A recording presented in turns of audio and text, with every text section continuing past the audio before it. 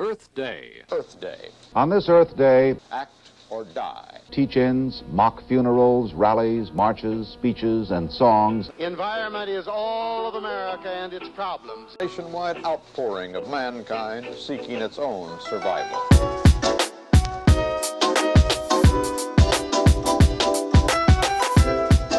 Real footage covering the very first Earth Day in 1970, when 20 million Americans took part in the event, which was at the time 10% of the US's whole population. Millions of Americans in the communities which dot this map have taken the first step to survival.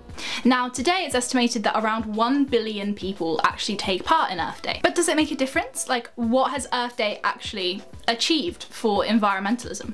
That's what we're going to be talking about in today's video. If you're new here, welcome to the Green Stocking Society. My name is Shara, I'm a philosophy grad and I work in sustainable fashion. Let's get into Earth Day.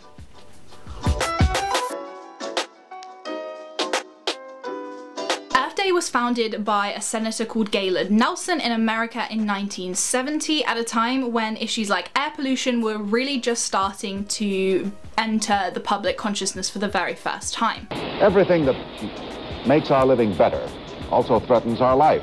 Gaylord Nelson, who wanted to see big changes in environmental policy in the US, you hear the word ecology. That's a big science, not a narrow one. Took inspiration from the student anti-war protests happening in the 1960s to come up with the idea of having teach-ins at college campuses centered around the need to better protect our environment. A teach-in is just like a lecture or a discussion around a topic that is of public interest. I don't think there's any other issue viewed in its broadest sense, which is as critical to mankind as the issue of the quality of the environment in which we live. Quickly, the movement was picked up by thousands of universities, schools, as well as organizations and communities. Somebody in the cheerful, disorganized crowd said, "Let's clean up," leading to demonstrations across the US on the 22nd of April. Trans World Airlines, the target of the demonstrators, has put in preliminary orders for the aircraft, which the protesters claim will be a death-producing vehicle. Over the following decades, Earth Day became a massive global event. So earthday.org currently says that it is the largest secular observance in the world, marked by more than 1 billion people every year as a day of action to change human behavior and create global, national, and local policy changes. Since the first Earth Day, the world's population has doubled. We've continued emitting greenhouse gases, which in turn have led to further global warming and the Arctic sea ice melting, which is leading to things like rising sea levels. It's also just been reported just last week that the ocean has reached a record-breaking temperature. The general scientific consensus is that we aren't doing enough, quickly enough, to combat the climate crisis and keep global warming to below 1.5 degrees Celsius. A big part of that is reducing our emissions, but the emissions reduction targets that have been set by the Paris Agreement, which is an international treaty signed in 2015, promising to keep global warming below at least 2 degrees compared to pre-industrial levels, those emissions targets are not being met. And with each increment of global warming comes more and more suffering, and the communities that are contributing the least to the problem are the ones that are being hit the worst. For example, Bangladesh is one of the worst affected countries. It's being increasingly hit with flooding, which could lead to 20%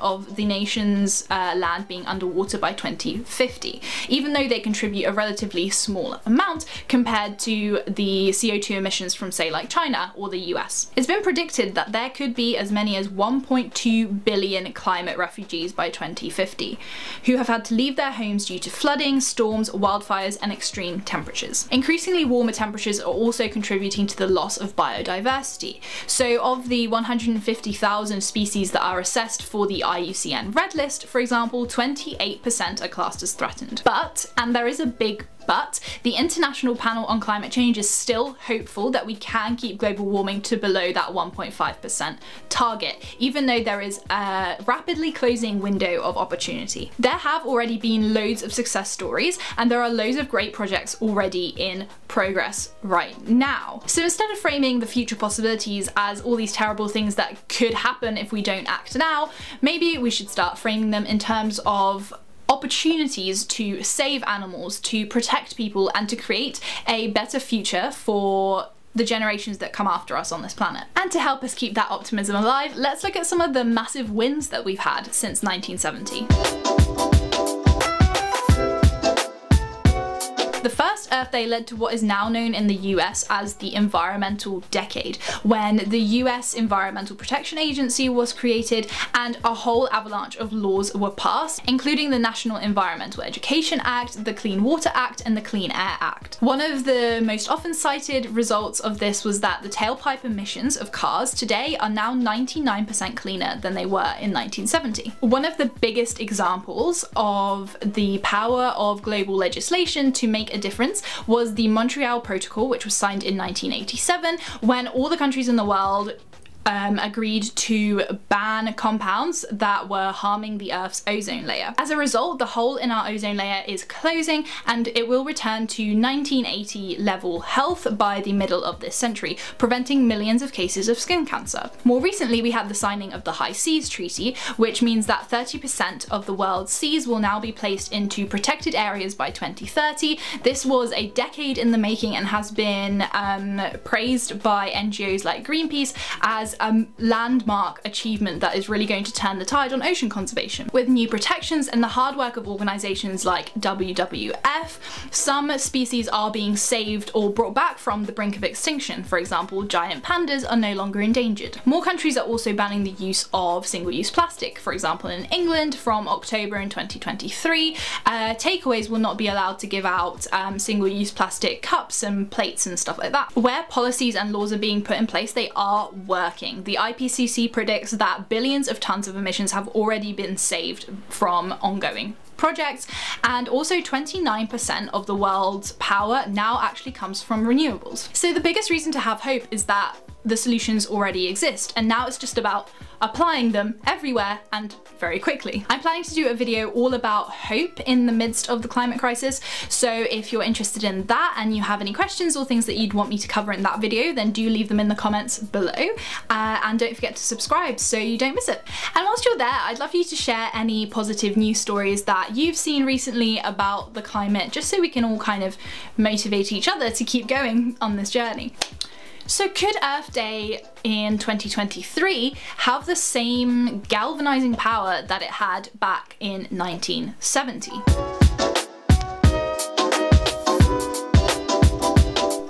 I think this is quite complicated. It can definitely raise awareness of the issues, but it does seem like Gen Z is growing up in a context that is quite different to the young people that were leading the demonstrations in 1970. So whereas at that time, this idea of looking after the environment and the consequences of not doing that were just coming into public consciousness, so there was sort of less to be known about it, compared to that, we've grown up with decades of final warnings from scientists and from the use of words like climate emergency and climate crisis, which I do agree with, because I do think that the severity of the situation warrants using those words which contain this sort of sense of urgency, but at the same time that can feel quite paralyzing because it seems so multifaceted. There's so much more information today that can be known that it seems sort of insurmountable and you don't really know where to start. And then when you go on social media, you just see ads that are telling you to start with individual consumption. And individual consumption definitely has a place in tackling the climate crisis, but we also need to take into account this idea of collective action, which is what that first Earth Day was really all about. And that seems to be something that we've sort of potentially lost a little bit, leading to the rise of things like climate anxiety. But the first Earth Day was all about people showing up as communities, as crowds of people telling the government that they want to see change. Pollution is a major problem here in the country's 17th most polluted city, so high schoolers pedal to show there's another way to travel. Student groups in 2,000 colleges and 10,000 lower schools, citizen groups in 2,000 communities. Writing about that very first Earth Day, Gaylord Nelson wrote that it forcibly thrust the issue of environmental quality and resource conservation into the political dialogue of the nation. That was the important objective and achievement of Earth Day. It showed the political and opinion leadership of the country that the people cared, that they were ready for political action. But I think we're less likely to show up for that collective action if we are just being told that all we need to do is like use a reusable straw or get an electric car. And major corporations are of course all too happy to uphold that ignorance in us because it's what makes them more money. The fact that Earth Day has become a marketing tactic and a real hotbed for greenwashing also has to be acknowledged. When hashtag Earth Day just becomes this gimmick for brands to push their sustainable collections or to plant a tree, all while going full throttle on overconsumption and plastic packaging and their unethical supply chains, it takes so much away from the actual point of the day and the power that it could have. Also, when the first Earth Day happened, the main issues were things that you could physically see. The heavens reek, the waters below are foul, children die in infancy. So for example, in 1969, the Cuyahoga River in Ohio caught fire because it was so polluted, and there was a massive oil spill off the coast of Santa Barbara in California which killed thousands of birds and other marine wildlife. City skies were also being darkened by smog. You could literally see the emissions darkening the sky. So these were all things that you could see and you could experience in the moment, which prompted people to act. But today, often we're talking about the impact of the climate crisis on future generations, on people that we will never meet, and also with the fact that it's the countries that are contributing the least who are seeing the worst impacts. It means that people in countries like the UK or the US who are contributing the most aren't seeing those impacts as much firsthand, so that sense of urgency isn't quite there. At the same time, I think despite these hurdles, we are at a time, at least in the UK, when a lot of things are coming to a head. So we've had a lot of strike action, we've got the cost of living crisis, we've had Brexit, we've had a shoddy response to the pandemic, and at some point people have just had enough. Jack Lewis, writing for the US Environmental Protection Agency Journal in 1990, wrote that in the waning months of the 1960s, environmental problems were proliferating like a many-headed hydra, a monster no one could understand, let alone tame or slay. Rampant air pollution was linked to disease and death in New York, Los Angeles, and elsewhere as noxious fumes spewed out by cars and factories made city life less and less bearable. Does the vibe sound familiar? Expenditures of tens of billions of dollars a year on the Vietnam War instead of on our decaying, crowded, congested, polluted urban areas that are inhuman traps for millions of people. I do wonder whether the environment is still currently at the bottom of people's piles though, because of the fact that paying your electricity bills feels so much more urgent than standing up to single-use plastic. I'd be interested to know what you think on that. You can make your own Earth Day resolution or an Earth Day pledge, such as to reduce the amount of meat that you're eating, to shop seasonal fruits and vegetables, or to shop locally, or to try and reduce the amount of plastic that you're using and throwing away, anything like that. And if none of that floats your boat, then one of the articles that I've read has recommended that actually nothing gets things done anymore other than money. So they had this advice to give. Climb the corporate ladder and use your perch to twist politicians' arms. Make $1 billion and donate it to the candidates who actually want to fight climate change. Marry a venture capitalist and threaten to leave if he doesn't divest from big oil.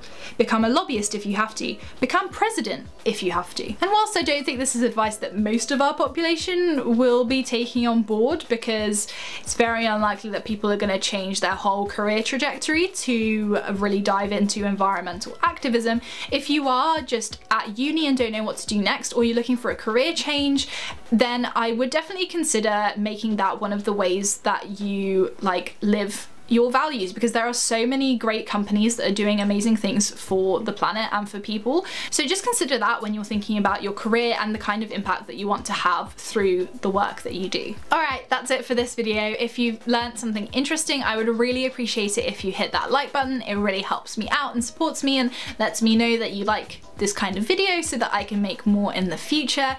And until next time, stay kind. See you later. Bye.